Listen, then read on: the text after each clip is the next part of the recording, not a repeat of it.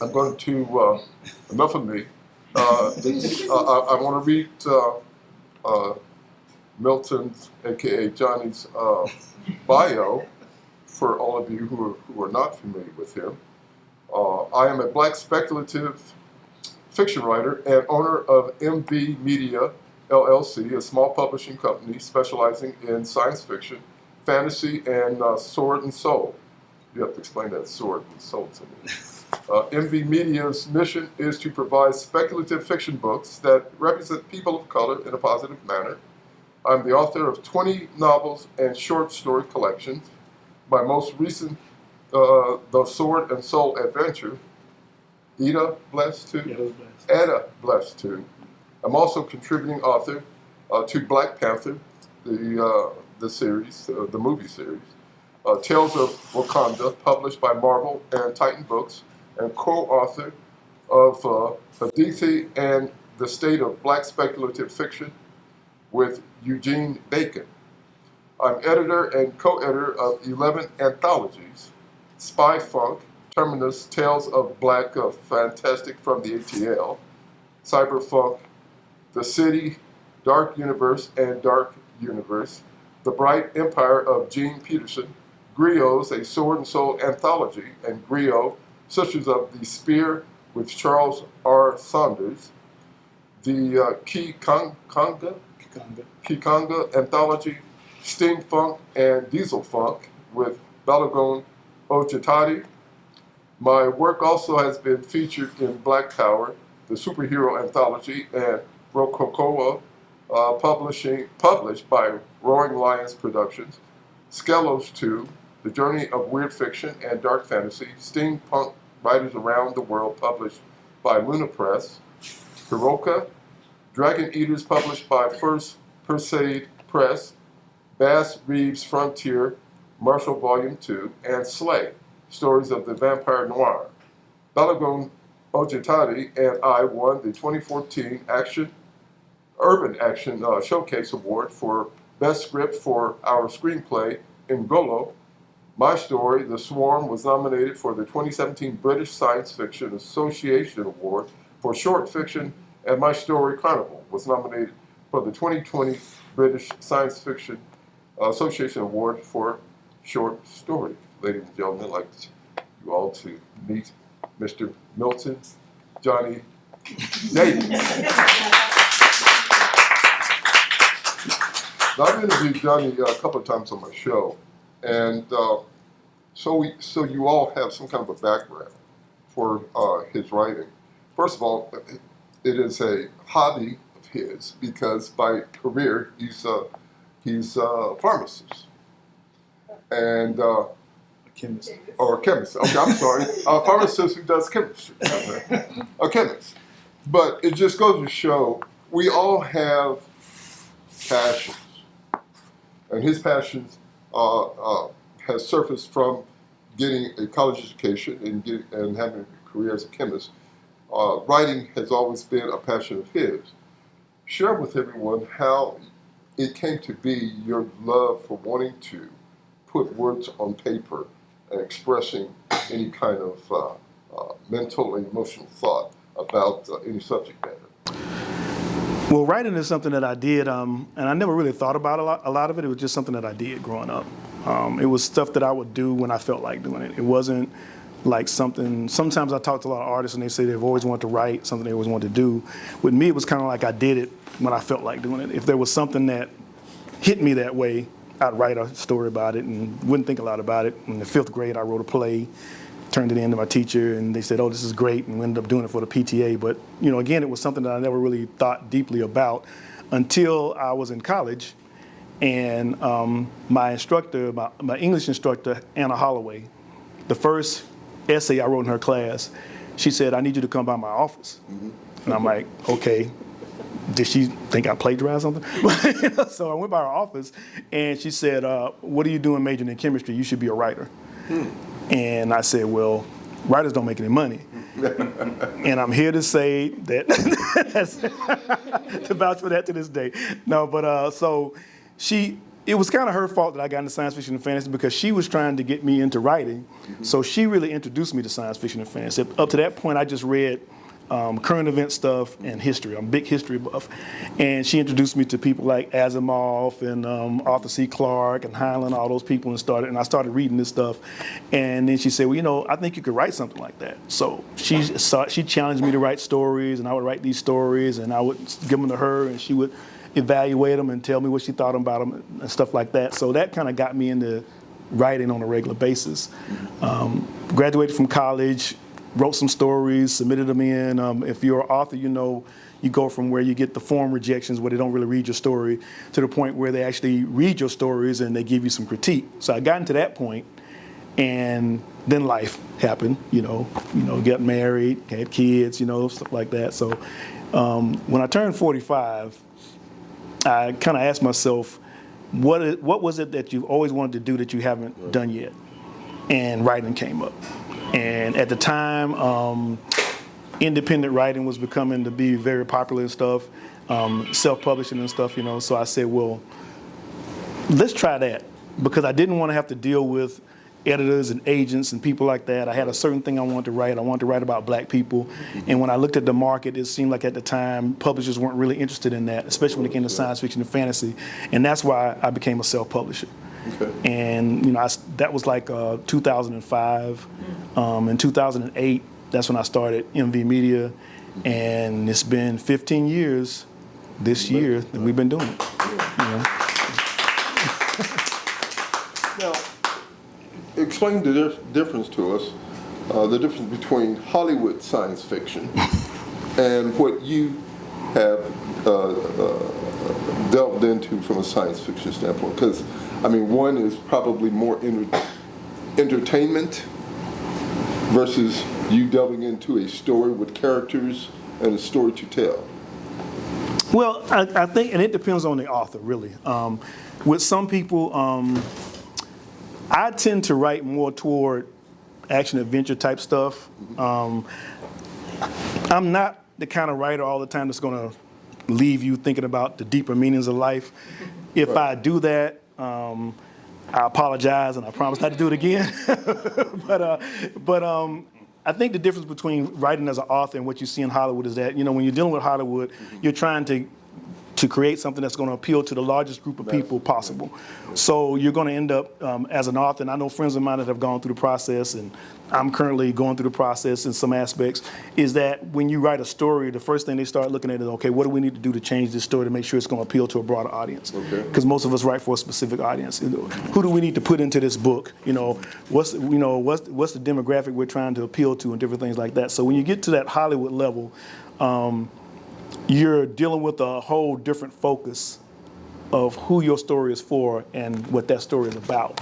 And I think that's the major difference. There was a friend of mine, Nadia Okorafor, who was here recently, and she was talking about that process. And her question was, why isn't what I write enough? And that's one of the major issues. When we wrote for Black Panther Tales of Wakanda, we were told specifically that we could not write stories based on the movie world, the MCU, the Marvel universe. Our stories had to be based on the comic book universe, and which are different. The stories are different. The background of Black Panther is different when it comes from the comic book. I'm not a big comic book person. I had to actually research Black Panther and read comic books. I have friends of mine who were big comic book fans, and I talked to them about it. And the story I chose, the character I chose to write about, Bashenga, was the first Black Panther. And the reason I chose him was because his story was similar to what I write in Sword and Soul. And so it was easier for me to tell that story. And my story was the only story that was sent in that was rejected, and first off. And it wasn't because it wasn't a good story, but it was because I talked about something that they didn't want us to talk about as authors. I was talking about how actually the metal vibranium came to be on Earth. And I had imagined that, how I thought it would happen, and they said, no, we don't want you to touch that. We want you to leave that alone. So I had to just kind of cut that part out of the story and just tell the story from that point forward. Fortunately, it didn't affect the story I was telling, but that's some of the stuff that you deal with when you're working for a traditional publisher or on a Hollywood level, because now you've got to pass their muster on what you can and can't write about. certainly they wouldn't want you to cross that line of copyright infringement or taking their character out of context, I would imagine. Yeah, you understand from the beginning. They tell you this is going to be the deal. Whatever you write is going to belong to us. Mm-hmm. You know. A formula. Exactly. So that's what you're getting into when you do it and stuff, and you understand that. So that's what you do. In some of your science fiction black character writings, has there ever been,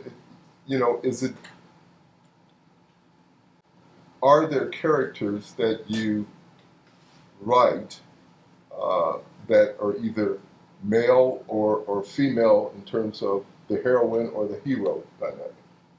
Oh yeah. I mean, I do it. I mean, I'm main thing I'm trying to do is represent black characters. There are stories where I say where the characters have to be black, and there are stories where the people happen to be black. Okay. And I deal with all different types of black people. Okay. Whatever the story calls for, that's going to be the main character.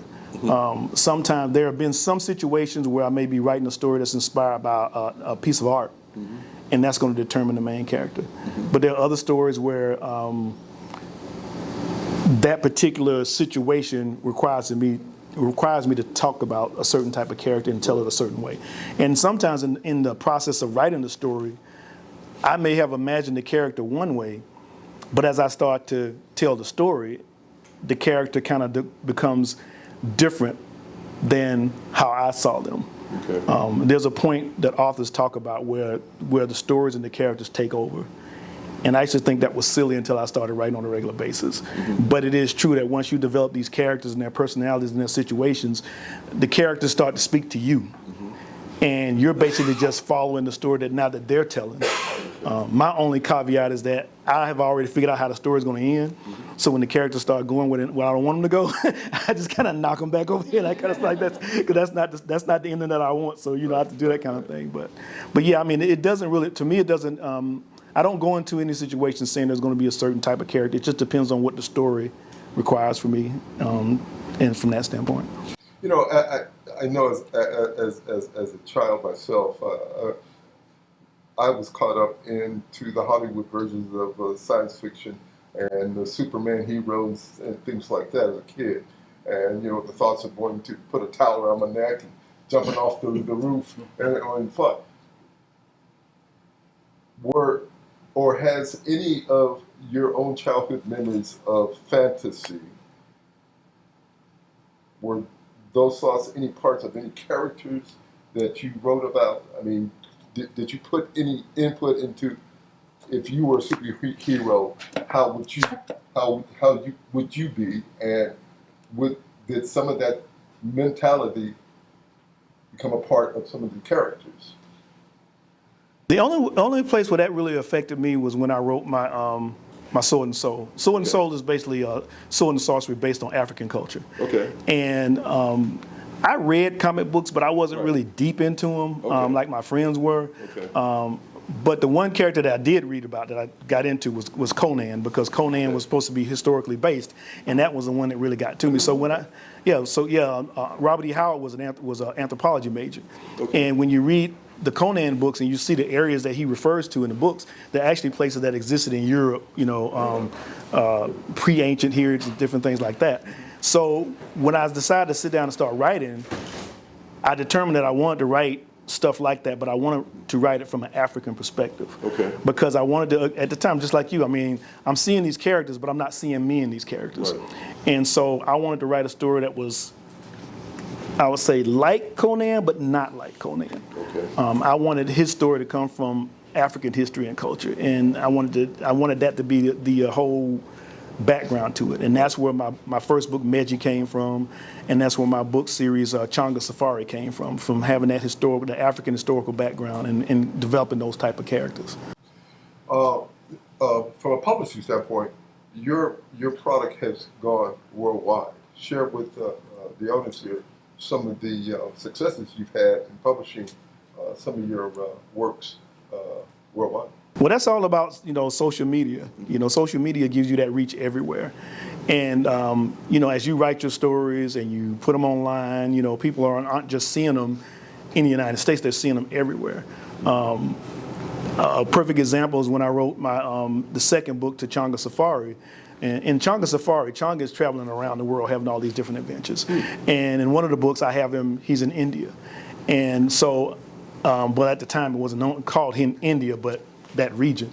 So when I let that book out and I'm checking where my sales are on Amazon, I noticed that particular book, I got a lot of interest in India.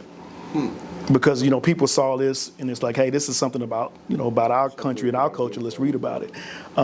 Same thing with Changa Safari. When I first let it out, I got hit up from a guy from Australia who was like, when I first saw this book, I was like, this isn't real, So we looked and saw the history, and he found all about the history of East Africa, Swahili city-states, and their relationship with Asia and stuff. So to me, it's like, people would tell you in the beginning, okay, you're a black writer, you're writing about black stuff. Yes, I am. My main audience are black people. But a good book is a good book. Right. And what I've learned over the years is that, people will read a good book. Right.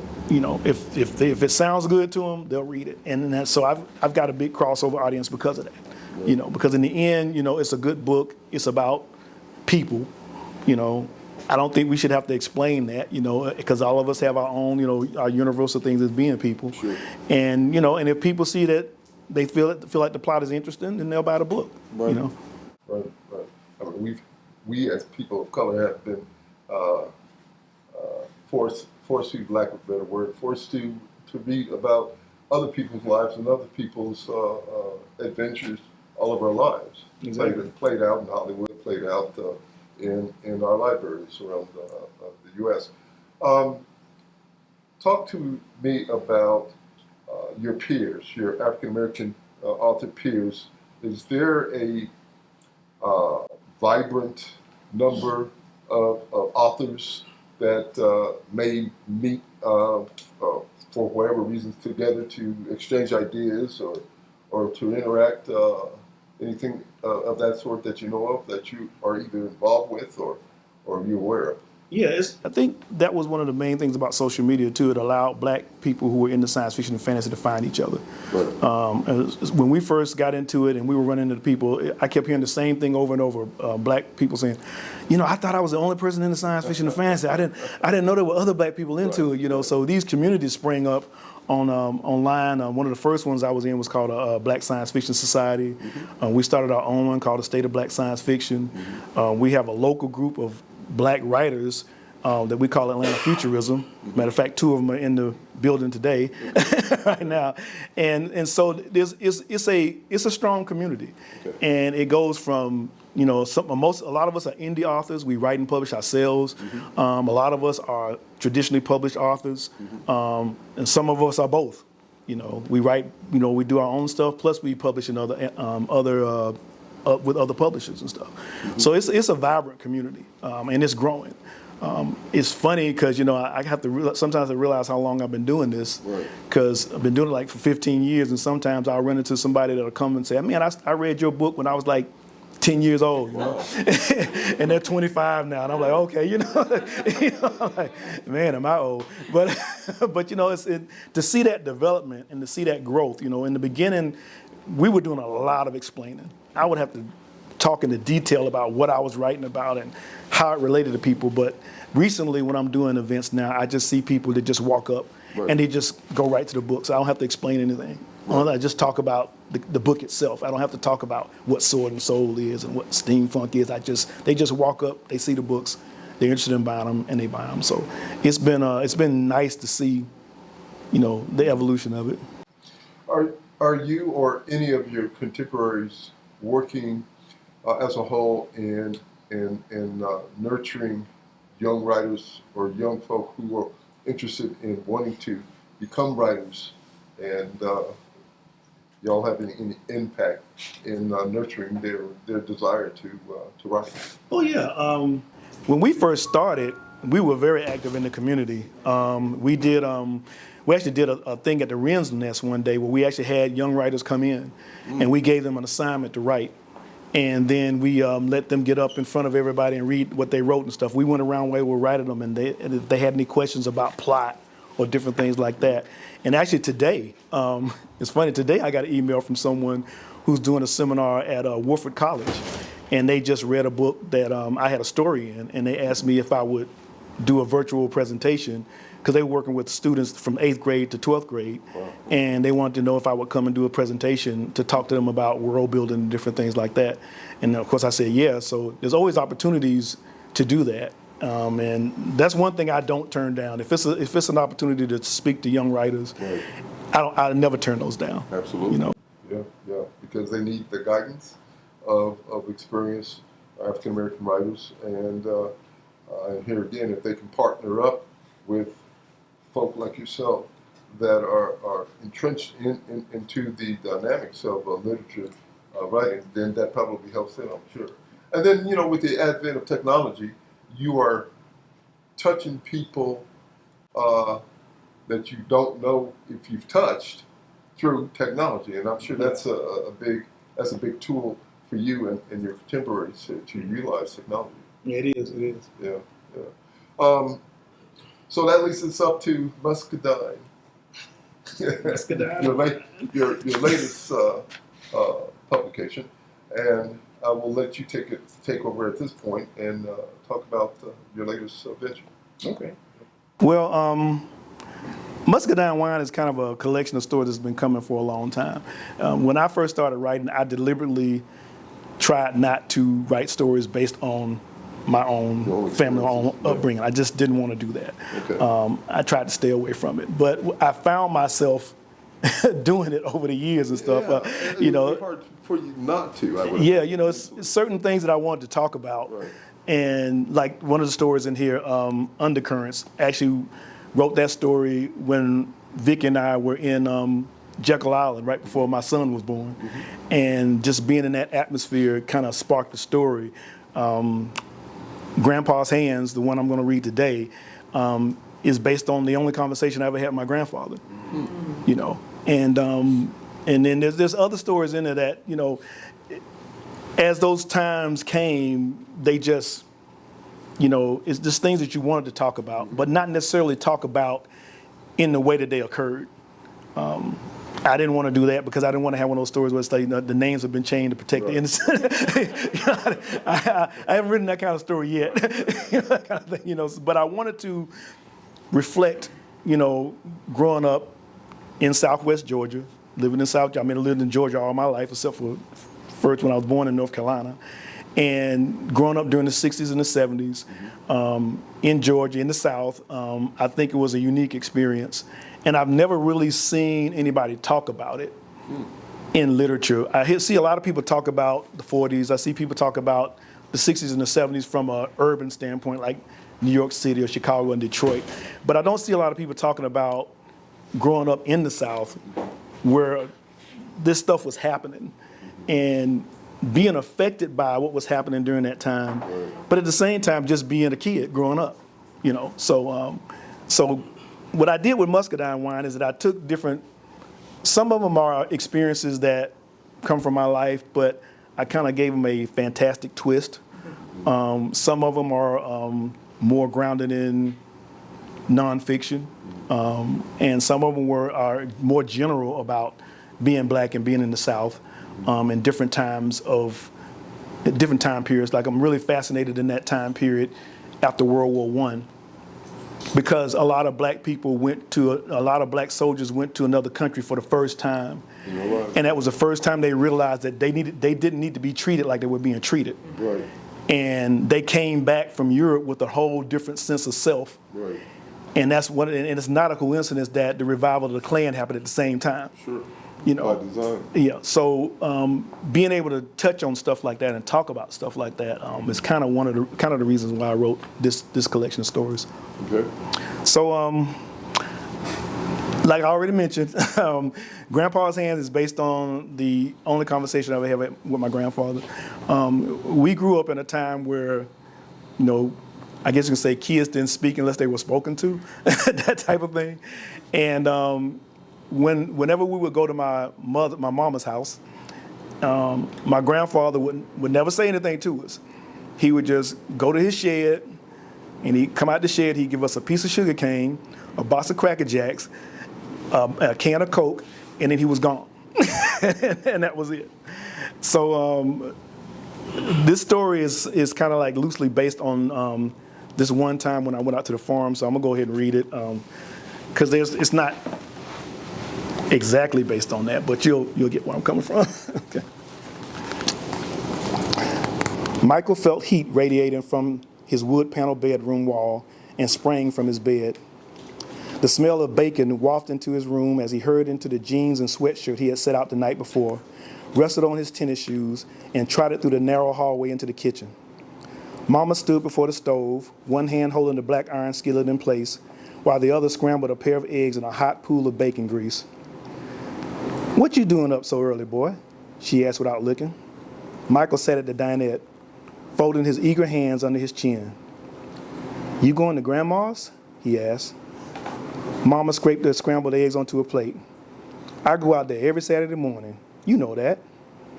Michael played with the napkin holder, rocking his head from side to side. "Can I go?" Mama was reaching for the grits but stopped, placing her small hands on her broad hips. "Now, why in the world do you want to go with me?" "'Cause I want to go hunting." Mama rolled her eyes. "You and that gun. I told your daddy not to buy that thing unless he was ready to go hunting with you. His tired behind ain't been out with you yet." She scooped a spoonful of grits on the plate to join the eggs and bacon. "You know you can't go by yourself, and your daddy ain't waking up anytime soon." Michael smothered his grits with pepper. "Uncle Willie would take me." "How you know he's going hunting today? It's close to harvest time. He's probably got chores." Michael piled his eggs on top of his grits and pepper and crumbled the bacon in his hands. "I called him last night, and he said he was going." Mama turned around and looked at him, her eyes wide. "You did what?" She shook her head. Lord, what am I going to do with you?" She began to make her own plate and stopped. "What about that book report you're supposed to be working on? You finished it yet?" "No, ma'am." "No? Then how you expect to go with me when you got homework to do?" "I'll finish it as soon as I get home, Mama. I promise." Mama turned to look at Michael. "What are you writing about?" Michael spread apple jelly on his toast. "I'm supposed to write about my hero. I'm thinking about writing about Frederick Douglass." Michael finished his plate before Mama sat down. "I guess you can go," she said. "But we ain't leaving until I'm ready to leave. You hear me?" "Yes, ma'am." "And I want to see that book report after church tomorrow." "Yes, ma'am." Michael jumped up from his table and ran to Mama and Daddy's room to get the .22 rifle. He hoarded his lawn cutting money all summer to buy it as a birthday present to himself. It was a Springfield Savage .22 semi-automatic long rifle, the perfect gun for squirrel and rabbit hunting, or so the sales clerk at Sears said. Michael eased the door open and crept into the closet beside the bed. Daddy was stretched out on top of the covers in his boxer shorts and t-shirt, snoring through his thick mustache. The closet door creaked when Michael slid aside and Daddy's hand came up to scratch his sideburns. Michael froze until he stopped scratching, then slid the door wide open. The gun was hidden behind Mama's Sunday dresses. He took it out, then went to Daddy's loose change drawer where he kept the bullets. There was a brand new pack of 100 shells that felt like money in the boy's hand. Michael strolled into the kitchen, carrying the rifle the way Daddy taught him. Mama looked up from a cup of coffee and grinned despite herself.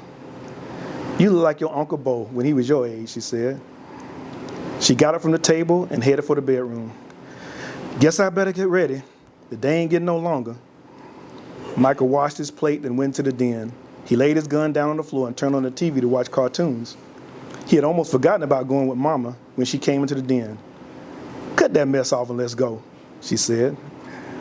Michael scrambled to his feet, turned off the TV, and grabbed the gun and bullets. "Now remember what I said. We don't leave till I'm ready." "Yes, ma'am." "And if your Uncle Willie can't take you hunting, you don't go." "Yes, ma'am." "All right, then, let's go."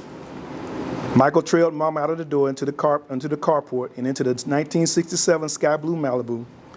In moments, they were zooming through the neighborhood, down the steep hills between little water oaks that city planted to beautify the landscape. Mama worked her way through the side streets and shortcuts like with the seriousness of a NASCAR driver, reaching Macon Road, the two-lane highway that ran to Grandma's farm. The sky was a crisp autumn blue, empty of the gray haze that sagged low during the summer. The morning sun spread its light across the pine-infested hills. It felt like hunting season, and Michael was excited. He watched the familiar landmarks flash by from his backseat window, until he saw the solitary shack that signaled the farm wasn't far away. Mama finally slowed down as the roadside mailboxes came into view. She steered off the paved highway and onto the dirt road. She was creeping as they approached the railroad crossing. Only the section crossing of the road was visible, the rest blocked by a tangle of scrub pines and honeysuckle vines. Mama turned left after crossing the tracks. She drove through a gauntlet of blackberry vines that made Michael's mouth water as he remembered blackberry pie and ice cream. They turned right at the hog pens. The house appeared, flanked by the corn and pea fields. Mama drove down the road to the rear of the house, parking between the house and the shed.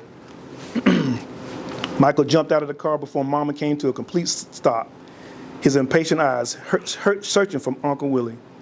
His euphoria was checked by a jerk of his arm that almost lifted him off his feet. "Boy, don't you ever jump out this car like that again." Mama's face was getting me a switch angry. "Don't go hitting that boy," a much older female voice growled. Grandma stood at the screen door of the back patio. Michael blessed her for saving him from what was surely going to be a whooping, or at least a pinch on the arm. She eased down the concrete stairs, wiping her hands on her apron. "Did you see what he did?" Mama said. "He ain't hurt. You'll know better the next time, won't you, Michael?" "Yes, ma'am." Michael followed Mama and Grandma up the stairs. Since he made Mama mad, he sat beside the women in an old folding chair, took his share of butter beans from the bushel, and began shelling. He kept his eyes low and peeled while they talked, waiting for the right moment to ask the question that was burning to get out of his throat. Mama stopped talking as she grabbed another handful of beans. Michael cleared his throat and looked up at Grandmama. "Grandma, is Uncle Willie here?" "Shoot, boy, Willie went hunting right around sunup. He won't be back until dark." Michael slumped over like he had been hit by a brick. He looked at Mama with pleading eyes. "I told you no hunting by yourself with that gun," she reminded him. "I'll take him." Grandpa shuffled in from the kitchen, his hands deep in his overall pockets. He smiled at Michael, flashing his gold tooth, and Michael was filled with dread. "You feel like hunting, Daddy?" Mama asked. "You supposed to be resting." "I don't want to go hunting no more," Michael whispered. "I feel fine," Grandpa replied, pulling his right hand out of his pocket. Michael watched the gnarled skull appendage rise from the old man's bald head to the old man's bald head. It was hideous, like something from the freak show at the fair. When he was small, he always was careful to avoid touching or being touched by that hand and his mirror twin. He thought when he got older, he'd get over the fear, but it was still clinging to him as real as ever. "I don't want to go hunting no more," he said louder. "Is it all right?" Mama asked Grandma. Grandma concentrated on the peas. "The doctor said he needed to get some exercise." "I don't want to go no more," Michael shouted. "Boy, can't you see grown folks talking?" Mama nailed him still with a stare, then returned to her conversation. "Well, Papa, I guess it's okay, but you keep a close eye on him. He can get wild sometimes." "What you mean, you guess it's okay?" Grandpa said. "I'll take this boy anywhere I want to. Come on, Michael, let's go hunting." Michael watched the back of Grandpa's head as he bounced down the stairs. He looked at Mama in desperation. "What you waiting on? Go on now." Michael turned and followed Grandpa down the stairs. He could do this. He was 12 going on 13 with 2 hairs on his chest and the start of a mustache on his upper lip. His confidence had almost returned until he caught a glimpse of those hands pull out a pouch of Red Man chewing tobacco. He jumped past Grandpa and trotted to the car to get his .22. "What you gonna kill with that? Time?" Michael ignored the comment, holding the gun toward the ground like his daddy taught him and making sure the safety was on. "Squirrels and rabbits, sir," he said. Grandpa laughed like a wet growl. "Can't kill no squirrel with that thing. Ain't gonna do nothing but make 'em mad. I should have brought my shotgun." Grandpa started walking and Michael followed, afraid to say where he wanted to hunt. They followed a trail branching off the dirt road that cut between the barn and the old mule stables. "No, can't kill nothing with that thing," Grandpa continued. "Can't kill it right, I mean. You shoot a squirrel with that and it'll be running around mad, hurting and hiding. A shotgun will put it down just like that." Grandpa stopped walking and Michael almost ran into him. "See this?" he asked, pointing to a dent between his right thumb and his finger. Shot a squirrel one time and thought it was dead. I guess I should have asked it before I went to pick it up. Damn thing took hold of me right there like a beaver trap. Took a half an hour to get it loose, and it was dead half that time. Michael looked at the spot and grimaced, imagining how painful that must have felt. Suddenly the scar and the hand were gone, sinking deep into Grandpa's pocket. They walked to the second hog pen where the trail ended, the air heavy with the stink of swamp mud and hog droppings. Before them was a turnip green field, the fall plant in full and ready for harvest. Grandpa walked into the field and over to the barbed wire fence separating the field from the woods. Michael hadn't planned on going into those woods. It was a tangle of pine, oaks, and muscadine vines that seemed perpetually dark as it repulsed the sun's attempt to penetrate its core. Blind obedience only went so far. Grandpa, are we going in there?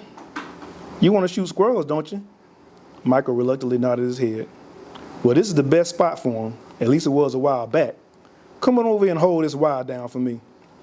Michael sat the gun down on the opposite side of the fence, then grabbed the wire carefully, pushing down with his weight.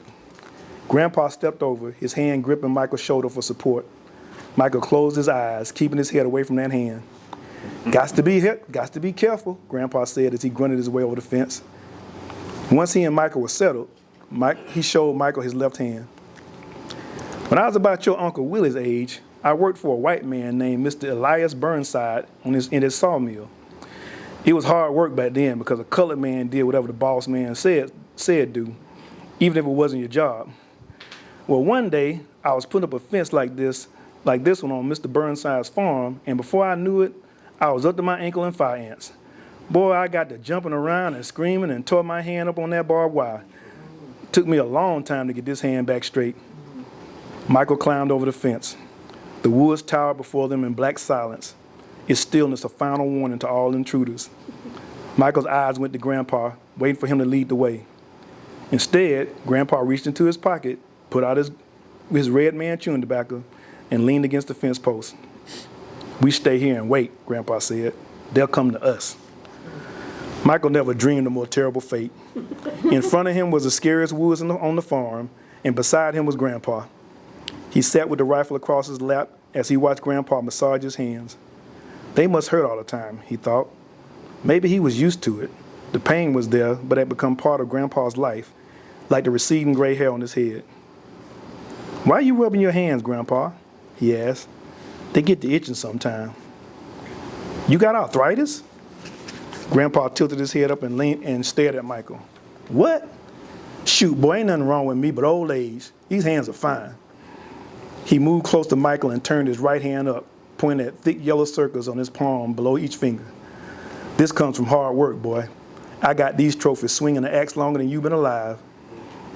He turned his hand over and placed a finger on a faint line near his pinky finger. See this line here? I got this when your mama was born. We didn't have no hospital for colored folks back then, so the midwife come over from Milton to help deliver her. Your grandmama was going through an awful time, so I slipped in the room and told her to bite on my hand till she felt better. Lord have mercy, that woman can bite. Grandpa chuckled. Michael stared at Grandpa's hand, trying to make up a story about every indentation, line, scar, and curve. They began a game of show and tell, Michael asking and Grandpa telling as the sun passed over them between cotton clouds. Where did those come from? Michael pointed to twin scars ringing Grandpa's wrists. The glow that had been building in the old man's face fled. He straightened and walked away along the fence. Grandpa, wait! Michael jumped to his feet and grabbed his rifle, running until he caught up. Grandpa hummed, his eyes focused somewhere up ahead. Michael grabbed his arm. Come on, Grandpa, let's go back to the house. Grandpa jerked his arm away. You want to know how I got them scars, don't you? Michael dropped his head. Yes, sir. Come on with me then, Grandpa said. They walked in silence past the peas to the watermelons. Grandpa picked a small melon, walked over to a wide tree stump, and eased himself down. He pulled out his pocket knife and began slicing. Michael sat beside him, and Grandpa handed him a glistening red wedge. Remember when I told you I worked at Mr. Burnside's mill? Well, I was looking to buy me some land for a farm, and old Burnside heard about it. One day he calls me into his office and offers me this land you're sitting on for $500. At first, I thought he was playing with me, but old Burnside had a habit of doing things for people he liked, white or colored. So I jumped for the deal like a frog the water, giving him 100 straight out and working out a deal for the other 4. Michael listened as he munched on his melon slice. He imagined Grandpa as a young man, tall and strong like Uncle Willie, pulling logs and plowing fields while fussing at Mama for doing something she wasn't supposed to. The distance between them melted away. The old man with the crippled hands became a real person, father of Mama and Uncle Willie, husband and provider for Grandma. Well, Grandpa continued, I took to clearing that land every evening after work, sometimes with my brothers, but most of the time by myself. One evening, I was alone chopping wood when I see a truck rolling up. By the time I figured out what was going on, it was too late to run. 3 white men got out of that truck, and the biggest one had a shotgun. What the hell you doing on this land, boy? He said. This is my land, I says. You lying, the little one said. We sold this land to Tom Burnsides. So unless you out here waiting on him, you best be getting on, nigga. Now, I was so mad I couldn't think straight. Mr. Burnside sold me this land, I yelled. I paid for it fair and square. The big man turned red as fire. That son of a bitch, he said. He turned to the short one and said, I told you not to sell land to that old fool. Everybody knows Tom is crazy. The short man got this evil grin on his face. Ain't no problem, he said. This boy's gonna give us our land back. Ain't your boy? Grandpa bit into his melon, taking his time to chew. Now, if I hadn't spent so much time clearing and chopping, I would have gave it back. But my sweat was in the ground. It belonged to me. This is my land, and I'm keeping it, I said. The big man started smirking like the devil's son. You'll give it back sooner or later, he said. I tried to run, but they wrestled me down and knocked me out. When I woke up, I was hanging by my wrist from a big old oak tree. The big man had a long piece of rope wrapped around his hand, and as soon as he saw I was awake, he started tearing into me. I wanted to holler so loud the angels would come down and get me, but when I opened my mouth, Amazing Grace came out. I sang that song louder than I ever had in church, and I meant it more too. I tell you, boy, the Lord must have heard your grandpa, because by the time I stopped singing that song, them white men were gone. They left me hanging there, swinging back and forth like a broke branch till about dark. That's when my brother showed up looking for me and cut me down. Michael's hands twisted the stock of his rifle, the veins showing in his forearm. What you do to those white men, Grandpa? Grandpa looked at Michael with a melancholy smile. Nothing. Couldn't do a thing. See, back then, the law kept a colored man from being strong on the outside. So you had to be strong in here. He patted Michael's chest with his hand, and Michael didn't mind. No, I didn't do a thing to them, but I cut that damn oak tree down. Grandpa looked at his wrist, turning his hands back and forth. That's how I got these scars, and this is how you got this fine sitting stump, right? This sitting stump came to be. Grandpa struggled to his feet. Come on, boy. It's time we be getting back. Them squirrels looking at us and laughing. Okay, Grandpa, Michael said. He grasped Grandpa's hand and pulled him up. They stood for a moment, his young, smooth hand in Grandpa's leathery, scarred grip. Then they let go and headed for the house. Mama was putting a bunch of collars into the car trunk when Michael and Grandpa walked up. So where are all the squirrels? She asked. In the woods, Grandpa replied. That's all right, though. We'll get them next time, right, Michael? Yes, sir. We sure will. Get in the car, baby, Mama said. Michael emptied the .22 and placed it in the trunk beside the collars. He sat on the passenger side as Mama hugged Grandpa's neck. Bye, Daddy. I love you. Grandpa grunted and walked toward the house. Mama climbed into the car with a smile. That man is something else, she said. Mama started the car and they drove down the road. Michael turned to see Grandpa waving goodbye. He smiled and waved back until Grandpa disappeared with distance and dust. Mama, I ain't writing about Frederick Douglass, Michael said. Who you writing about? She asked. I'm writing about Grandpa. Mama turned to look at Michael, her eyes glistening as she smiled at him. Lord have mercy, she said. Lord have mercy.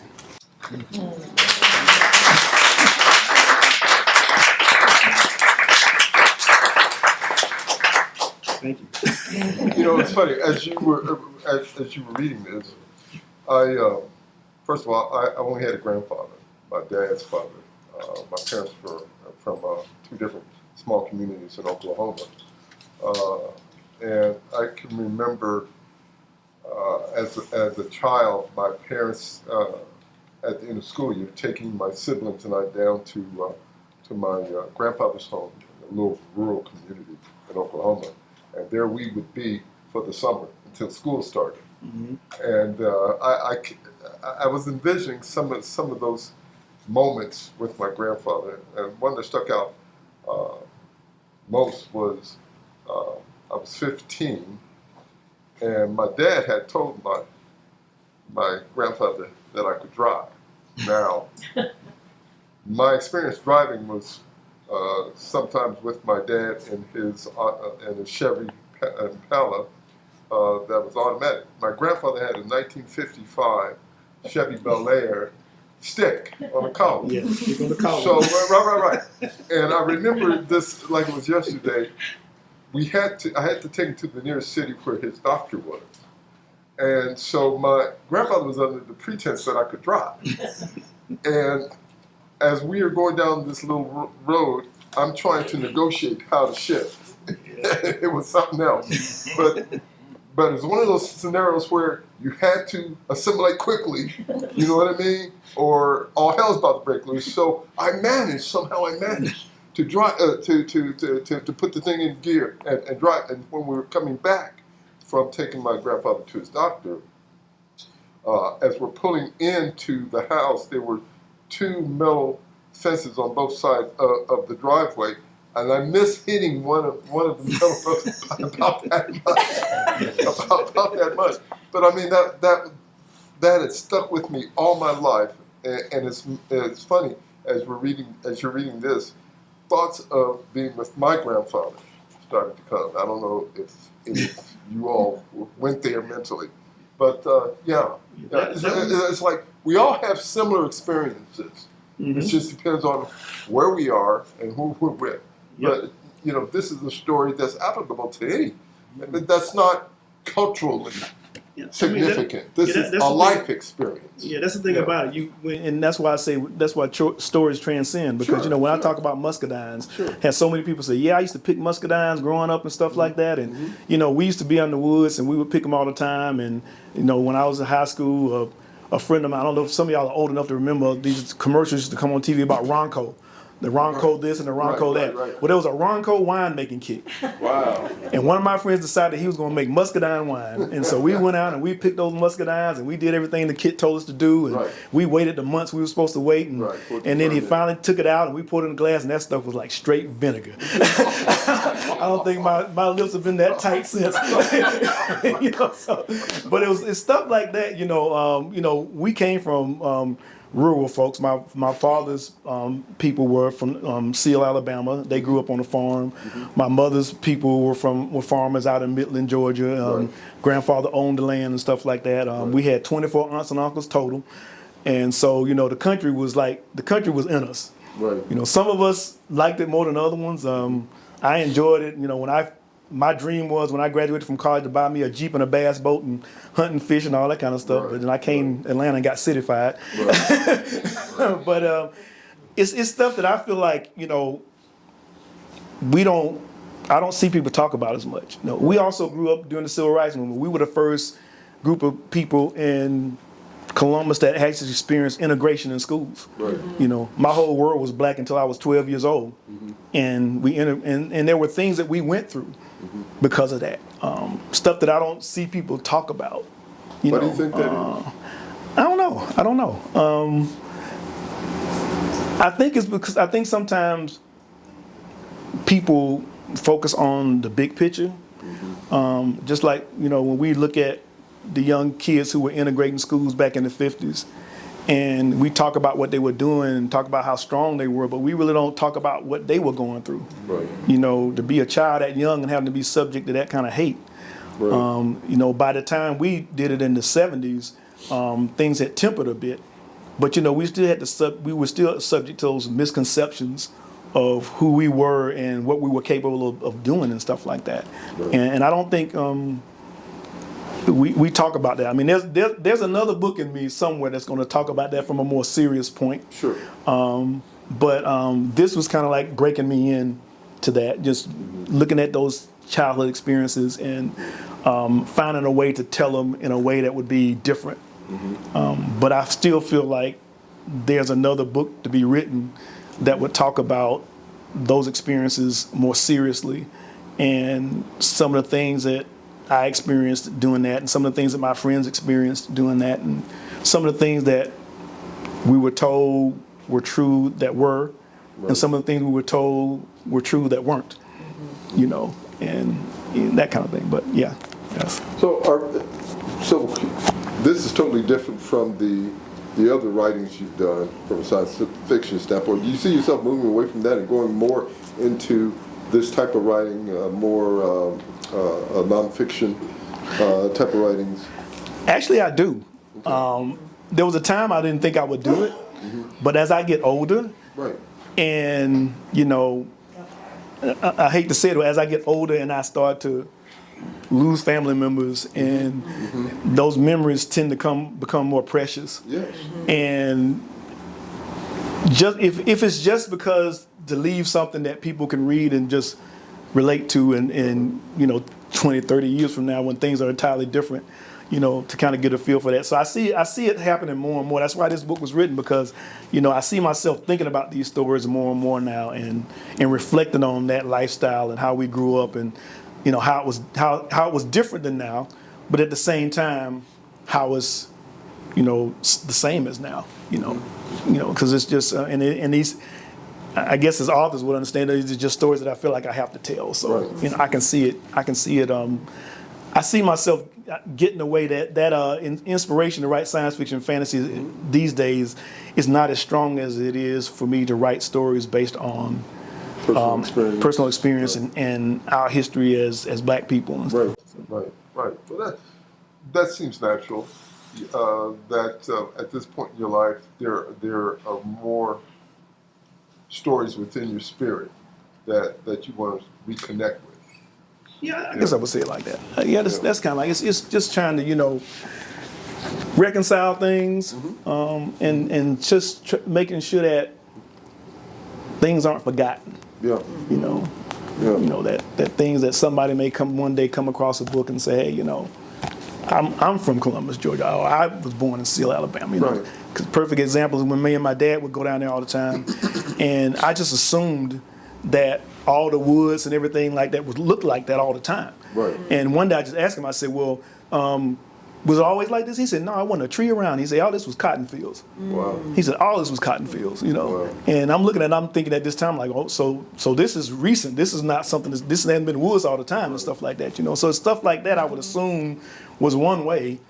But then and I think that's something that we don't do enough of, is talk to our elders and listen to them, you know. And sometimes I think about the few times I did talk to them and they told us about stuff, and it gives you a better idea of what they went through and what they grew up with and stuff like that, you know. So, and how in some ways things are better for us, but in some things they're not. Some ways they're not, you know. In your probably inquiring with some of the older spirits, have you found them to be somewhat reluctant in sharing some of their past, growing up in a Jim Crow era, and not wanting to revisit any emotional angst that they've experienced? I say yes and no. I mean, some people know, because as we know, as we get older, we love to talk. You know, young people are rolling their eyes when we start talking. But there are times when I would talk to my father that he would tell me stories about growing up in Seal, Alabama, and most of them was like, you know, carefree type stuff. Right. But every now and then he would tell me a story that was like kind of deep, you know, and I would sit down and it would kind of give you an idea of what they went through from a negative standpoint. Sure. It's something if I probably asked him about it, he probably wouldn't say it, but if I'm just sitting there listening to him, he would talk about my mother as well, you know. Right. So, now my mother's, their family, I call her side of the family storytellers. They love to tell stories, you know. Okay. If I was to say I got it from anybody, it'd be from that side of the family. But yeah, it's I think as they get older, when we were younger, they wouldn't tell us anything, you know. But as they got older, they would talk about things that they probably weren't proud of, or different things like that. But it took time. It took time.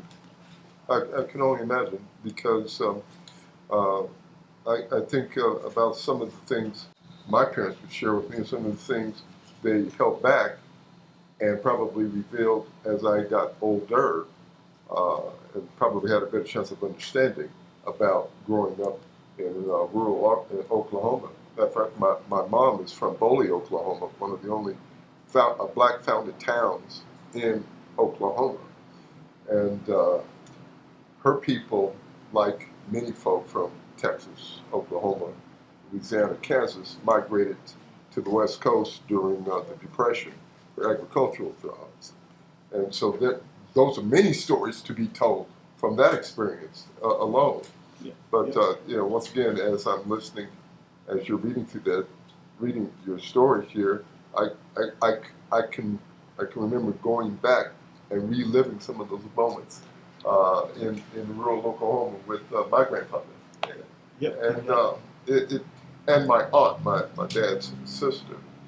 And some of it was memorable, some of it was not so. But I mean, it lends itself to the fact that this is life. This is life. Yes, sir. We all have, everyone in here has probably a story or two they can relate to and talk about. Was that cue card? Questions from any of you? Sure. I have a comment. I just love this story. My daddy was a sharecropper from Mississippi. What part? He had to, near Winona, Okay. Mississippi.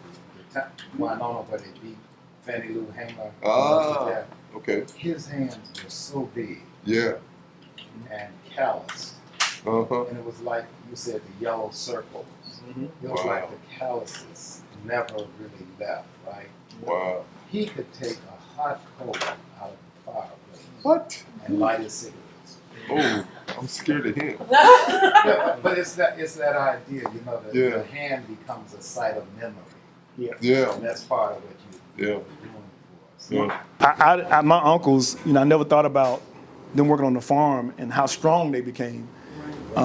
There was one time when one reason I stopped going on the farm because when I got to be a teenager, they started putting me to work. And then every time they see me, come over here, boy, come over here, boy, And so one day we were over there and they were separating the hogs. I'm not gonna tell you why because it's a long story. And so our job, me and my cousin, and he's a lot better than me, was that we had to grab the hogs and bring them over there to him. And I'm watching them, and they're like grabbing these hogs and they're dragging them around. And so I said, okay, Uncle's grabbing the hog. I'm 15 years old and stuff. I go over and I grab this hog by the leg, and that hog dragged me around this pen. And I'm like, so they said, well, you just go over here and stand over there because you can't handle this kind of stuff. But it's just, just being, the things that they had to do on the farm. People say they want to live on the farm, but that's how that's how it works. That's how it works. My question is around the stories that you've chosen to place in the book. I have not read the book, but I'm sure based on lived experience as well with your ancestors and your family. But also, are they driven by a value system that you hold dear? For example, this story of your grandfather and learning about him certainly is the love of family. Mm-hmm. Is there another set of themes that are driving the stories other than what you can remember? I think family is a big part of it because that's something that I see actually that pops up in my fiction, my science fiction and fantasy. When I look back at the stories I write in science fiction and fantasy, that's something I don't write about solitary characters. Every time I write about a character, it's a group of people, and I think it's because I grew up around family. Like I said, I had 24 aunts and uncles. had cousins. We divided ourselves by age groups. There was so many of us, and you played with the cousins that were in your age group, and you didn't mess with the other ones, and that kind of stuff like that, And so that's something that's always been really important to me about it. And I think another thing is part of being black is perseverance. When I think about us being here, we are basically the descendants of people who survived the Middle Passage. And so to me, that puts inside of us a sense of survival and perseverance to be able to do something like that when you could do nothing to help make your situation better, but survive it. And when I look at my parents and my grandparents and stuff like that, I kind of see that same thing in them. That's why when I was in school and people say, well, talk about your heroes, I would always talk about my family, people in my family, because to me, I felt like that's what they were. Because to be able to go through what they went through and to be able to sacrifice for us so we could go to college and stuff, knowing that they weren't going to get these opportunities, they were just like, well, that's not for us. I tell my wife, I didn't even think you could not go to college. That's the way my parents raised. I thought that was my only choice, So that's kind of like, so I think that's kind of like, I would say family is a big thing, and just perseverance, that kind of comes from, growing up in that environment. Question. So you seem to be moving toward historical fiction or historical nonfiction. Have you recorded on StoryCorps? Are you familiar with StoryCorps? Actually, I have. Matter of fact, with this gentleman right there, Ed Hall, with my wife and I've done a StoryCorps. And when we talked about it, we talked about the 70s and the 60s growing up in Columbus, Georgia, where we were from, and some of the stuff we had to deal with about that. But that is something that we have done. A Georgia story, right? And it's intergenerational. It gives folks like me who are from the North deeper understanding of how things worked here and how the history was shared. My question is, you mentioned that your next book may be along this genre rather than Afrofuturism type book. Is there a possibility of kind of bringing the two together? It's possible. I mean, I think that Afrofuturism comes from, it comes from, you're finding many definitions of it, but it comes from our experience as African Americans. When you think about some of the people who are considered the founders of Afrofuturism, like Sun Ra and different like that, when they were doing this stuff like that, they didn't call it that. For them, it was just science fiction. It was their interpretation of science fiction. And, we labeled it, we put a name onto it when I think his name was Michael Derry. He was trying to explain what people like Sun Ra and Earth, Wind, and Fire was doing. And that's where they came up with the name of Afrofuturism. And Afrofuturism tends to circle around, that black experience within this futuristic backdrop and stuff. Not everything that I write is Afrofuturism. Like Sword and Soul and some of the science fiction I write. So I could see that. I guess the best way to say it will depend on whether or not I see a story or a story comes to me in that fashion. I don't usually write. I don't usually write to be toward a certain type of genre. I just kind of write my stories, and after I'm finished with them, then I'll look at them and say, well, hey, this is a good science fiction story, or this is a good horror story, or this might be a good Afrofuturism story, So I can't say I won't, but at the same time, I can't say I will, because it just depends on how it hits me and how passionate I guess I feel about it. The other question? For the author. For someone that's not familiar with your science fiction, what would you recommend as an entryway? That's the hardest question for an author to answer. Well, I guess I'll say it depends on what you're interested in. If you're interested in, like, my Sword and Soul, which is basically sword and sorcery based on African history and culture, I'd say start from my first book, Meji.